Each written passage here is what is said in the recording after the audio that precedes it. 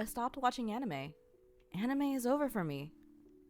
Was what I told myself many, many times. Sure, I still consumed manga and JRPGs, so it's not like I was closing the door on the anime world. But I had a hard time consuming the anime media specifically again.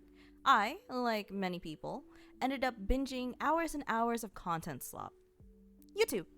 Yes, there were many amazing YouTubers, my favorite VTubers, and I mostly gravitated to them, but I couldn't tear myself away from the sloppiest and nastiest YouTube videos about e-celebs and celebs alike. I mean, drama tubers, they get that bag for real. But then I saw an ad on Twitter for an anime original called Zenshu. Zenshu, at its core, is another isekai anime. And wait.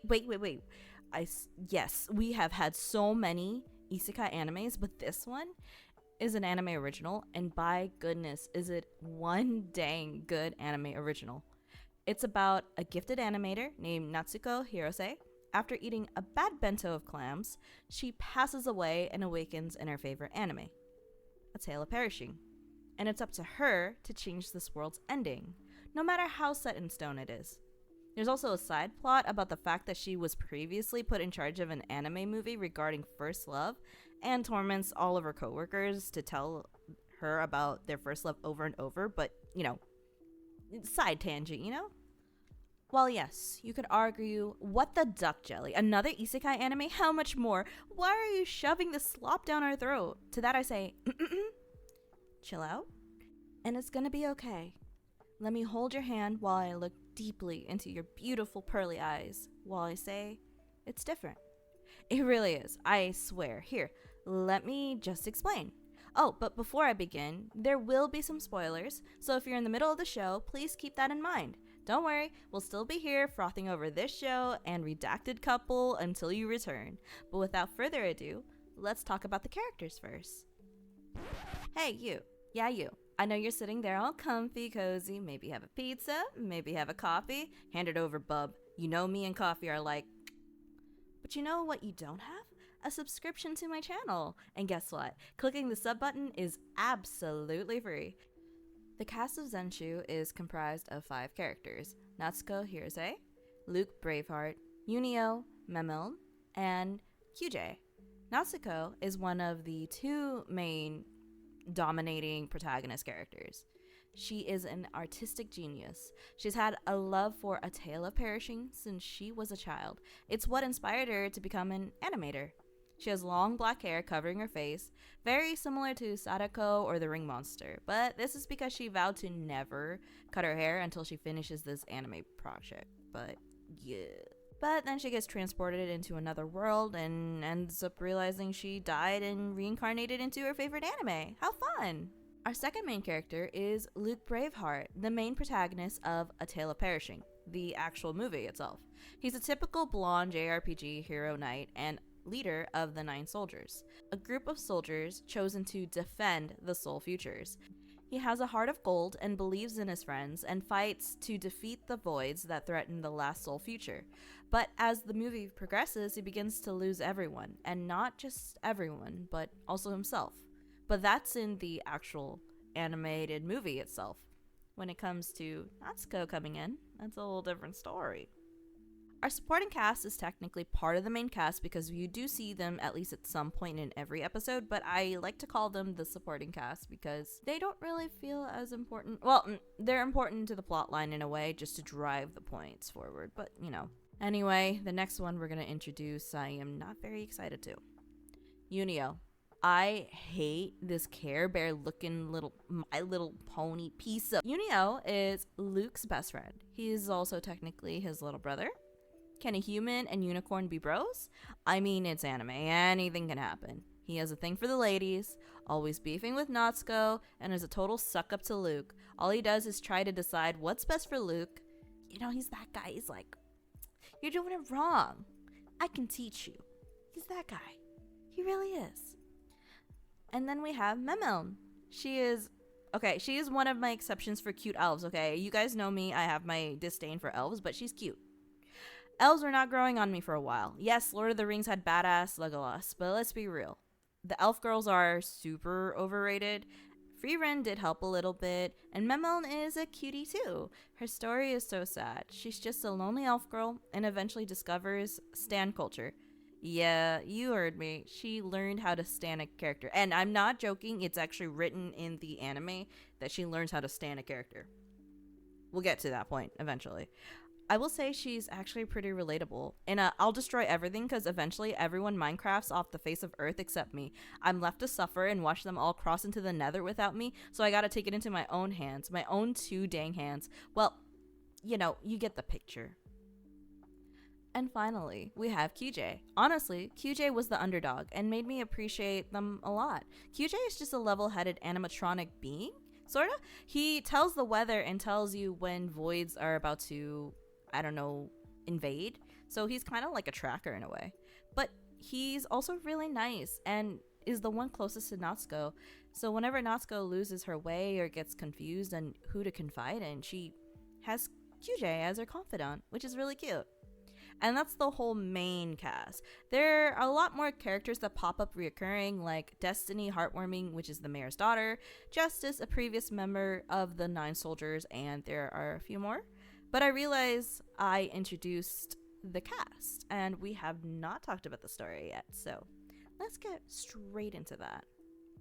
So, to summarize, Zenshu is about Natsuko Hirose, a talented animator, one of the youngest animators actually. She is designated as lead director for a movie about falling in love, but she doesn't know what love is. She spent years animating and learning how to be an animator. She didn't have time for love. Okay, not but she decides to torment all her coworkers and ask about their first love over and over, and still has no inspiration. With her long black hair covering her eyes, yes, that long black hair that she vowed to never cut until she finishes the project, she sits still in her chair, frustrated, blank storyboards, uninspired, lost. Her manager chirps in and delivers some bentos for everyone, but warns them that the clam bentos are bad, so throw them away. Someone didn't pass the memo to Natsuko, though, because she grabbed the bad clams and boom, she's done. She wakes up in the world of A Tale of Perishing and finds herself in the middle of the movie. She's granted this magical pegboard that operates whenever danger is near or something dire is about to occur. Over time, she learns how to override/overwrite the events that occur in the movie. She also learns about love, actually. And she also learns what Luke really means to her. That Luke was actually her first real love.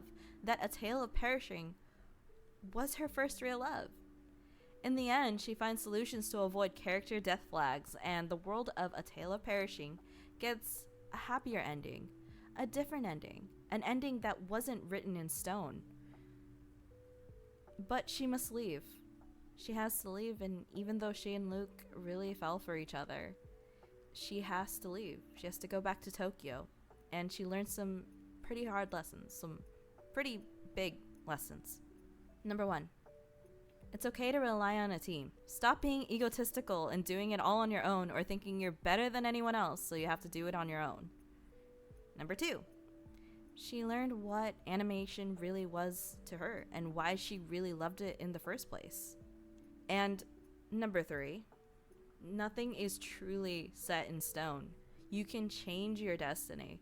It doesn't matter how difficult the tides may be or how high that wave might be overcoming you. Wait, I don't think I said that correctly. Excuse me. Anyway, it doesn't matter how big of a boulder it is. You know how SpongeBob said the pioneers rode those babies for miles? Exactly. You can change your future. It can become anything you want it to be. And though the ending of Zenshu really made me want to have a movie because I really want to see, or an OVA, please give me something. I want to see some Natsuko and Luke, in the real world content, please. It looks like Luke at least kept his promise, a very endearing promise, which was, I'll find you in the real world someday.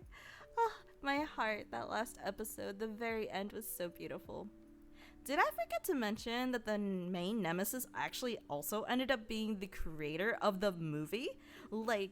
she died and was put in the world that she created, which was pretty crazy.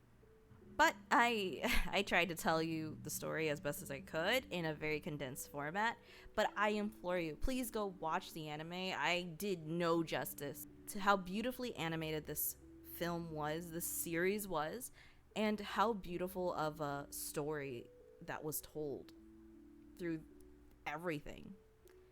And I will also admit, it's not the most amazing of plots, nor is it the most original. It's not super special. And have we had a bajillion isekai movies and shows of recent years? Yes, but in my defense, this one really resonated with me. Now that the lore and characters were haphazardly piled on like a sloppy McDouble burger for you, you might have a picture or an inkling of what kind of show this is.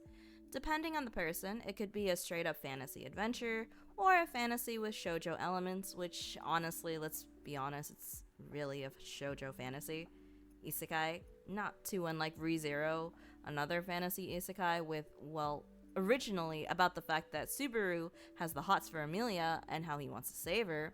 Also, hot take, I like Amelia more than Rem. Yeah, I said it. Tomato, tomato, you leave it to however you want it to be. Okay, anyway, I'm getting sidetracked. We can talk about that another time. But the reason why this anime resonated with me is probably just due to timing and key factors. The first one I'll bring up is Mappa. Everyone loves the work that Mappa does. The animation is always brilliant, but the trailers for this were phenomenal.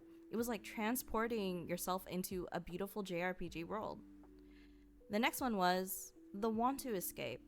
I was seeking escapism.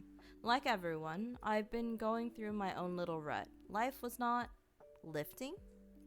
I just felt like a cog in the wheel at work, and as much as fun as streaming was, despite the fact that it became a fun little escape for me and my community, I, too, started feeling the weight of responsibility as I watched myself grow as a content creator. So I needed something to distract me, and Zenshu was an anime I remembered I needed to watch. Lately, a lot of the content I've been consuming, as many have been, has been slop, like I said in the beginning. Drama seeps and permeates our daily lives. It could be online with all the internet drama, the VTubing community being in shambles when it was a safe space I found myself falling in love in. Now, don't get it twisted, I'm not quitting my Oshis. You can pry them out of my cold... But between that and life drama, it's difficult to escape in some happy places, you know? So I thought, why not get back into old hobbies I had, like anime and manga? So I went to start Zenshu, since I remembered it caught my attention originally. And it was truly a beautiful experience. I couldn't stop watching after the first episode. Natsuko Hirose is one hell of a main character. Sure, she was arrogant and quirky, but that's what made her fun. A flawed main character is so fun to watch, but she was not weak. While her ability was OP in the beginning, over time she learned she isn't as strong as she thinks, and that causes her to grow as an individual. It's really a simple cheer for the main character to overcome impossible odds type of beat. But why did it resonate with me? So many stories have this storyline, so many characters have this growth. It's not unique, so how is it the best? It's the way I was transported into the world. You aren't just watching Natsuko Hirose's journey, but also Luke's. He goes from a cookie-cutter JRPG protagonist to his own person, someone who lives for something beyond giving his life up to save everyone. Yunio is I don't like him. I find the little poo-poo annoying. I guess he becomes a little bro, he gets a little bit better, but he's still kind of stinky. I found his character growth to be the weakest of the group. Definitely could have been better. Memo was such a surprisingly cute character. At first, she bored me by having a personality of a bland piece of toast. Then, she became the representation of stan culture. Sorta. More so fandom. She isn't a toxic stan, but the whole story of where not even Natsuko knew what went wrong with Memo, because apparently in The Tale of Perishing, you don't get to see why Memo became the ultimate void. Memo is a sad elf mage She's gifted, she's talented, and very lonely. She's so sad and distraught just to watch her friends drop like flies while she lives forever. And she's so lonely. She has no relief of death, so why not destroy the world and become the ultimate void? Is what originally was supposed to happen. But eventually, Natsuko teaches her about stan culture. I joke, but honestly, it's real. But why this is important is we all have moments in our lives where we become overwhelmed by isolation, where we feel like we're watching everyone around us move forward, drift away, disappear, and we're stuck, still here, still alone. And Memel's arc hit me a lot harder and was more relatable than I thought.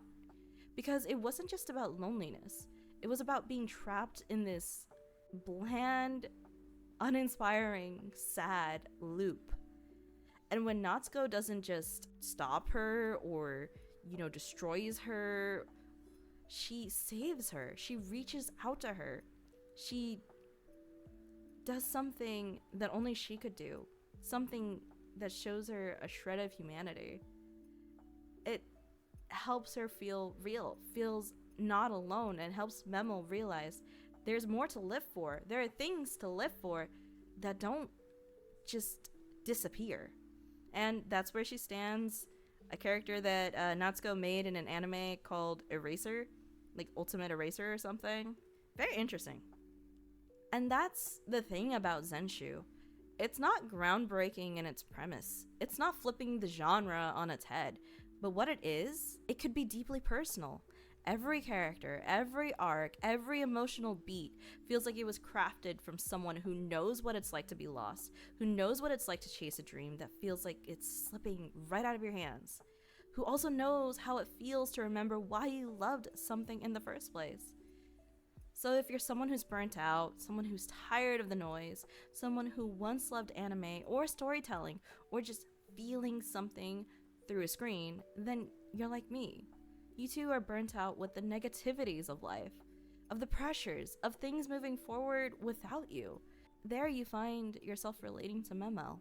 Not just Memel, it's also justice. You see the fall of a hero that is so beloved, sucking up his own feelings, being blamed as a traitor and a loser for backing out of a fight when it was no one's fault, but just because he didn't want Luke to blame himself for Justice's injuries. We watch Luke grow up from a naive would-be hero to grow into something more than a slapstick copy-paste protagonist that would save the world and tackles depression. Sure, we don't have our own Natsuko Hirose to save us, but the truth is, we are all our own Natsuko Hirose. We all have our own pegboards. We have our own ways of redrawing, rewriting. Zenshu reminds us that nothing is set in stone. No matter how stubborn things may be, no matter how dark things get, nothing is set in stone. You can change the future. You can always change. You, yourself, dear viewer, you can be whatever you want or whoever you want. Then there's Destiny, the mayor's daughter. I literally talked about her for like a second in the video, but she was originally a damsel in distress and becomes this ultra hot lady. She has throat crushing thighs. It's amazing. She's just like Emma Frost. And originally she was supposed to be the damsel in distress and love interest of Luke. She was supposed to be the catalyst for Luke losing his mind. But instead she took Natsuko's advice and became something more. She became her own hero. Destiny defied all odds and became who she needed to become, not what was expected of her. And that was pure cinema. And except Yunio, he's still a donkey turd. And that's Zenshu. And its lessons in a nutshell. I hope you like this video. I hope you like this anime. I hope you give this anime a shot, please.